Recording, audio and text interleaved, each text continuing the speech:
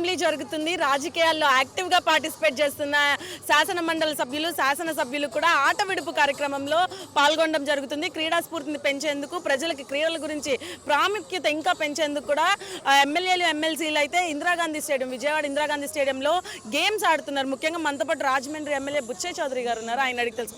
Sir, ఎలా అనిపిస్తుంది sir? చాలా ఆనందంగా ఉందమ్మా. క్రీడాకారులను ప్రోత్సహించే లక్ష్యంలో శాసనసభ్యులు, శాసనమండలి సభ్యులు, రాజకీయ నాయకులు కూడా కలిసికట్టుగా కులాలకి, మతాలకి, ప్రాంతాలకు అతీతంగా కలిసికట్టుగా ఈ కార్యక్రమం నిర్వర్తించి యువతకు మార్గదర్శకం ఇచ్చడం, క్రీడలను ప్రోత్సహించే లక్ష్యంలో ఇది ఏర్పాటవుతుంది. నాడు రామారావు గారు ప్రారంభించారు. క్రీడాకారులకు కూడా ఆటల పోటీలు ఉండాలి, సాంస్కృతిక కార్యక్రమాలు ఉండాలని. అది కొనసాగింపుగా నడుస్తుంది. మధ్యలో ఆపేశారు. మళ్ళీ చంద్రబాబు గారి నాయకత్వంలో హైదరాబాద్లో ఇన్ఫ్రాస్ట్రక్చర్ బ్రహ్మాండంగా ఏర్పాటు చేస్తే ఆఫ్రాషన్ గేమ్స్ కానీ భారీగా నడిచి అనేక మంది ఇంటర్నేషనల్ క్రీడాకారులను తయారు చేసిన చరిత్ర చంద్రబాబు గారిది. మళ్ళీ ఈ రోజున క్రీడాకారులను ప్రోత్సహించడంతో శాసనసభ్యులు, శాసనమండలి సభ్యులు కూడా ఈ క్రీడలు నిర్వహిస్తున్నారు. గత సంవత్సరంలో కూడా ఘనంగా జరిగింది. ఇవాళ బాగానే జరుగుతోంది. దీన్ని చూసి మరలా ఎమ్మెల్యేలను కూడా నియోజకవర్గాల్లో ప్రోత్సహించడం, ప్రజల్ని సమాయత్తం చేయటం, ఇవాళ క్రీడలు కూడా అభివృద్ధి చేయొచ్చు. క్రీడల ద్వారా కూడా ఉపాధి మెరుగుపరుచుకునే అవకాశాలు ఉన్నాయి.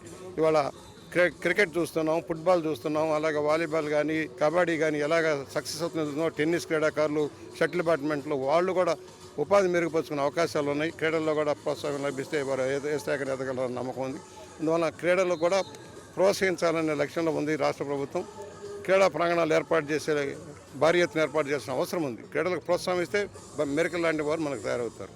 సార్, ముఖ్యంగా ప్రభుత్వం అభివృద్ధి సంక్షేమమే కాకుండా ఇట్లాంటి క్రీడా స్ఫూర్తిని కూడా కలిగిస్తున్నారు. ఎలా అనిపిస్తుంది? కల్చరల్ టూరిజాన్ని పరిశ్రమగా మార్చడం జరిగింది.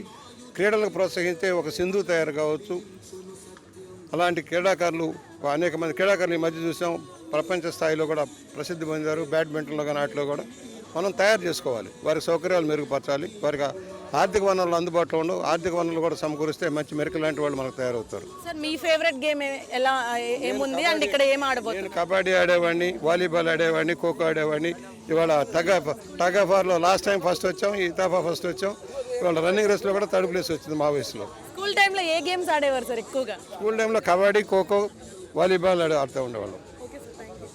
సో చూసారు కదా, ముఖ్యంగా ఆనాడు ఎన్టీఆర్ అండ్ నందమూరి తారక రామారావు గారు, పెద్ద ఎన్టీఆర్ స్టార్ట్ చేసిన ఈ గేమ్ ఇప్పటికీ ఇలానే జరుగుతూ ఉన్నాయి. అదేవిధంగా ఇప్పుడు కూడా చూసుకుంటే ముఖ్యంగా ఈ గేమ్స్కున్న ప్రాముఖ్యత, అలాగే ఫిజికల్ యాక్టివిటీస్ ద్వారా ప్రజలకి క్రీడా స్ఫూర్తిని మరింత పెంచేటట్టు కూడా చంద్రబాబు నాయుడు ప్రభుత్వం అలాగే వెళ్తుందని చెప్తున్నారు. అభివృద్ధి సంక్షేమమే కాకుండా క్రీడా స్ఫూర్తిని కూడా ప్రజల్లో నింపాలని ఇటువంటి కార్యక్రమాలు చేపడుతున్నారని చెప్పడం జరిగింది. ఇది ఇక్కడ పరిస్థితి.